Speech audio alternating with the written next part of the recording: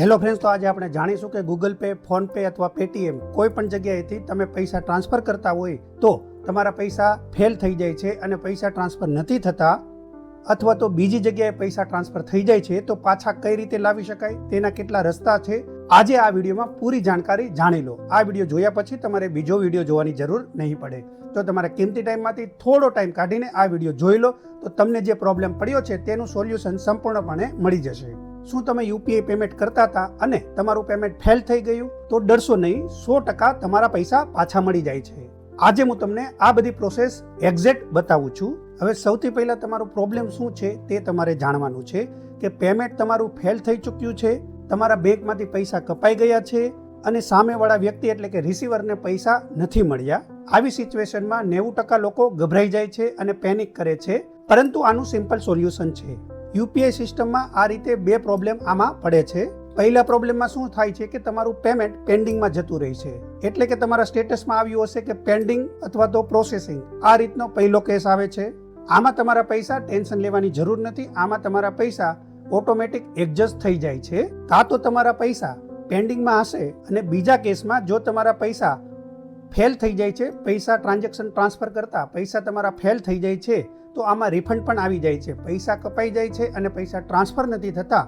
તો આવી કન્ડિશનમાં તમારા પૈસા ઓટોમેટિક તમારા અકાઉન્ટમાં જમા થઈ જાય છે.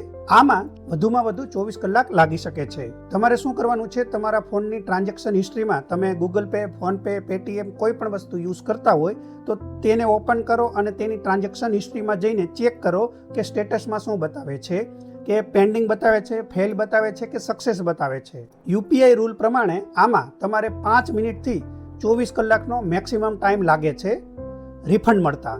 24 કલાકની અંદર જો તમારા પૈસા અટવાયા હશે, વચ્ચે પેન્ડિંગ થયા હશે તો 24 કલાકની અંદર ઓટોમેટિકલી જ તમારા બેંક એકાઉન્ટમાં રિફંડ થઈ જશે, અથવા તો જ્યાં તમે ટ્રાન્સફર કર્યા હશે ત્યાં ટ્રાન્સફર થઈ જાય છે. 90% કેસમાં 24 કલાકમાં પૈસા પાછા મળી જાય છે. ત્રીજા સ્ટેપમાં તમારા બેંક એપ્લિકેશનના સ્ટેટમેન્ટમાં પણ એકવાર ચેક કરી લો કે એપ્લિકેશનમાં શું બતાવે છે. તેમાં તમારા યુટીઆર નંબર હશે તે ચેક કરી લો એકવાર, અને ત્યાં તમારે લખી લેવાના છે કોઈ પણ જગ્યાએ. ટ્રાન્ઝેક્શનને ઓપન કરી યુટીઆર કોપી કરો અને કમ્પ્લેન્ટ માટે જરૂરી છે આ યુટીઆર નંબર. એ વસ્તુ ધ્યાન રાખો તમે. આગળ હું બધું સ્ટેપ બાય સ્ટેપ તમને કહીશ. પહેલાં તમારે કઈ રીતના શું પ્રોસેસ કરવાની છે એ જાણી લો, પછી આગળ બધી પ્રોસેસ હું બતાવીશ. હવે ગૂગલ પેથી કપાણા હોય તો હેલ્પ અને ફીડબેકમાં જઈને કોન્ટેક્ટ સપોર્ટમાં જઈને તમારે કોન્ટેક્ટ કરવાનો છે, કસ્ટમર કેર સાથે વાત કરવાની છે. ફોન પે હોય તો ફોન પેની હિસ્ટ્રીમાં જાઓ, ત્યાં ટ્રાન્ઝેક્શનમાં જશો તો કોન્ટેક્ટ સપોર્ટનો ઓપ્શન્સ ત્યાં જોવા મળી જાય છે. હવે પેટીએમ હોય તો પેટીએમમાં બેલેન્સની અંદર, હેલ્પની અંદર, પેમેન્ટ ઇસ્યુમાં તમને એ પ્રોબ્લેમ ત્યાં તમને કોન્ટેક્ટ નંબર મળી જાય છે. અને હા, ખાસ કરીને એપમાંથી કમ્પ્લેન્ટ કરશો તો ફાસ્ટ રિઝલ્ટ, આનું ફાસ્ટ સોલ્યુશન મળી જાય છે. જો આ કર્યા પછી પણ તમારો પ્રોબ્લેમનું સોલ્યુશન નથી થતું તો સાથે સાથે તમે બેંક કમ્પ્લેન્ટ પણ કરી લો. બેંક કસ્ટમર કેરમાં કોલ કરીને તમે જાણકારી આપી દો, યુટીઆર નંબર આપો એને કે આ ટ્રાન્ઝેક્શન મારું ફેલ થયું છે, અટકી ગયું છે, અથવા તો જે કંઈ પ્રોબ્લેમ હોય તે તેને જણાવો. ત્યાંથી પણ તમને સોલ્યુશન મળી જાય છે. મારા જ 1-2 ટ્રાન્ઝેક્શન એવા થયા હતા જેમાં મેં કસ્ટમર કેર સાથે વાત કરીને અહીંયાથી મેં મારું પાછું 24 કલાકની અંદર મને મળી ગયું છે. ત્યાં જે કાંઈ રિઝલ્ટ હશે તે ત્યાં તમને બતાવશે. અને આ બધું કરો છો છતાં પણ રિઝલ્ટ નથી મળતું તો અહીંયા એનપીસીઆઈ એટલે કે આ ગૂગલ પેના, ફોન પેના, યુપીઆઈના કોઈ પણ પ્રકારના ટ્રાન્ઝેક્શન ફેલ થઈ જાય છે તો તમારે અહીંયા જઈને કમ્પ્લેન્ટ કરવાની હોય છે. ચાલો એ પણ સ્ટેપ બાય સ્ટેપ હું તમને બતાવી દઉં. આમાં પ્રોબ્લેમનું સોલ્યુશન ના થાય તો કઈ રીતના કરવાનું છે. જો તમારા પૈસા ટ્રાન્સફર થઈ ગયા છે અને તમે તેને અટકાવવા માંગો છો, ટ્રાન્સફર થયા છે તે પૈસા પાછા લાવવા માંગો છો, ભૂલથી તમારા પૈસા ટ્રાન્સફર થયા છે તો તમે પાછા કેવી રીતના લાવી શકો છો, તો એનપીસીઆઈ કમ્પ્લેન્ટ કરવી પડશે તે વેબસાઇટ પર જઈને. તો તે કેવી રીતના કરવાની છે એ પણ સ્ટેપ બાય સ્ટેપ બતાવી દઉં છું. આ વસ્તુ તમે તમારા મોબાઈલ અને પીસી બંનેમાંથી કરી શકો છો. સેમ પ્રોસેસ છે, કોઈ પ્રોબ્લેમ નથી. જો તમારું પેમેન્ટ ડબલ વાર ટ્રાન્સફર થઈ ગયું હોય, 2 વાર ટ્રાન્સફર થઈ ગયું હોય તો પણ રિફંડ મળી જાય છે, કોઈ પ્રોબ્લેમ નથી. ભૂલથી 2 વાર તમારા પૈસા ટ્રાન્સફર થયા છે તો સેમ રૂલ આમાં લાગે છે. યુટીઆર નંબર નાખીને વેરીફાઈ કરી શકો છો. સ્ક્રીનશોટ પણ એમાં આપવો પડશે. તો જે કંઈ ટ્રાન્ઝેક્શન થયો છે તેનો સ્ક્રીનશોટ જરૂરી છે. સૌથી મોટી મિસ્ટેક લોકો શું કરે છે એ પણ પહેલાં જાણી લો, પછી આપણે પ્રોસેસ જોઈશું.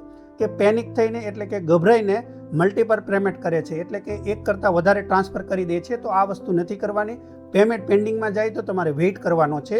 પહેલી ભૂલ આ ના કરો.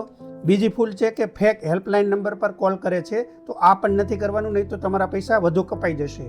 તમારા આ એપ્લિકેશન્સની અંદર જ જે કસ્ટમર કેર નંબર આવે છે તેના પર જ તમારે કોલ કરવાનો છે.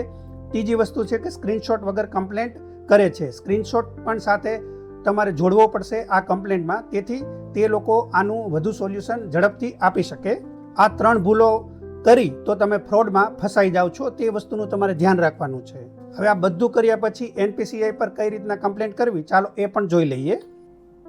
અહીંયા હું તમને બતાવું તો સેમ વસ્તુ તમે અહીંયા ક્રોમાની અંદર જઈને કરી શકો છો. અહીંયા તમારે ગૂગલની અંદર લખવાનું છે NPCI.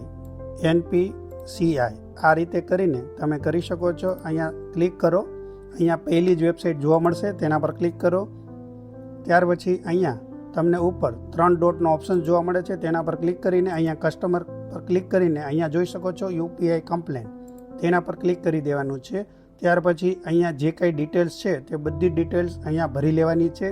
અહીંયા ટ્રાન્ઝેક્શનની અંદર તમારું ટ્રાન્ઝેક્શન થયું હોય તો ટ્રાન્ઝેક્શન પર ક્લિક કરો. ત્યાર પછી અહીંયા ટ્રાન્ઝેક્શન રિલેટેડ ડિટેલ્સ, અહીંયા તમારું incorrect transaction to other amount અથવા તો ટ્રાન્ઝેક્શન પેન્ડિંગમાં ગયું હોય તો ટ્રાન્ઝેક્શન પેન્ડિંગ, જે કંઈ પ્રોબ્લેમ હોય તે અહીંયા તમારે સિલેક્ટ કરી લેવાનું છે. જો બીજા અકાઉન્ટમાં ટ્રાન્સફર થઈ ગયા હોય તો તમારે incorrect transaction to another account select કરી લેવાનું છે ને પેન્ડિંગ પૈસા ફસાયા હોય તો પેન્ડિંગમાં, અને કોઈ ફ્રોડ થયું હોય તો ફ્રોડવાળું સિલેક્ટ કરવાનું છે. અહીંયા આપણે બીજા અકાઉન્ટમાં ભૂલથી ટ્રાન્સફર થઈ ગયા અથવા તો 2 વાર ટ્રાન્સફર થયા હોય તો તે અહીંયા સિલેક્ટ કરી લેવાનું છે. અહીંયા તમારે કમેન્ટમાં તમારે જે કઈ રીતે તમારો ટ્રાન્સફર ભૂલથી થયા છે કે કઈ રીતના થયું છે તેની ડિટેલ્સ અહીંયા તમારે ટાઈપ કરી દેવાની છે, લખી દેવાની છે. ગુજરાતી, હિન્દી, ઇંગ્લિશ કોઈ પણમાં તમે કરી શકો છો કે કઈ રીતના તમારા પૈસા ટ્રાન્સફર થયા છે તેની થોડી ડિટેલ્સ આપવાની છે. અહીંયા તમને ટ્રાન્ઝેક્શન ID જોવા મળે છે. જે તમારું ટ્રાન્સફર થયા છે ત્યાં તમને ગૂગલ પે, ફોનપે, પેટીએમ કોઈ પણ જગ્યાએ તેના ટ્રાન્ઝેક્શન હિસ્ટ્રીમાં જશો ત્યાં તમને ટ્રાન્ઝેક્શન ID જોવા મળી જશે, તે નાખવાની છે. ડેટ અહીંયા તમારે નાખવાની છે કે કઈ ડેટનું ટ્રાન્ઝેક્શન હતું, કેટલા રૂપિયા છે અને કેટલા પૈસા છે. અહીંયા તમારે 50,000 ફિક્સ અમાઉન્ટ હોય તો તમારે પૈસા 0 કરી દેવાના છે, પરંતુ જો કોઈ પૈસા પાછળ હોય તો તે પણ તમારે એડ કરી દેવાના છે. અહીંયા તમારા ઈમેલ ID નાખવાની છે ને ત્યાર પછી તમારે સબમિટ પર ક્લિક કરી દેવાનું છે. આટલી વસ્તુ કરી દેવાની છે. પીસીમાં પણ સેમ પ્રોસેસ છે. પીસીમાં તમે જો હોય તો તમારે કંઈ નથી કરવાનું. અહીંયા તમે NPCI લખશો એટલે સેમ પ્રોસેસ આવી જાય છે. અહીંયા હું બતાવી દઉં. અહીંયા તમે પહેલી વેબસાઇટ પર જતા રહેશો તો અહીંયા તમને કસ્ટમરમાં UPI કમ્પ્લેન નંબર જોવા મળી જશે. ત્યાં સેમ પ્રોસેસ કરવાની છે. સેમ વસ્તુ તમને અહીંયા પણ જોવા મળશે અને અહીંયાથી તમે સબમિટ કરી શકો છો. ત્યાર પછી તમને આ કમ્પ્લેન્ટ કર્યા પછી તમને એક બીજી ID જોવા મળશે, તેમાંથી તમે તમારું સ્ટેટસ ચેક કરી શકો છો કે આ પ્રોબ્લેમનું સોલ્યુશન શું આવ્યું ને શું નથી આવ્યું તે. હવે આમાં કોઈ પણ કન્ફ્યુઝન હોય તો તમે નીચે કમેન્ટ કરી શકો છો. આવા જ બીજા પ્રોબ્લેમનું સોલ્યુશન હું તમને આપી શકું તે માટે મારી ચેનલને સબસ્ક્રાઇબ કરી બેલ આઇકોન પર ક્લિક કરીને ઓલ પર ક્લિક કરો, તેથી જ આવા નવા વિડીયોની નોટિફિકેશન સૌથી પહેલાં તમને મળી શકે.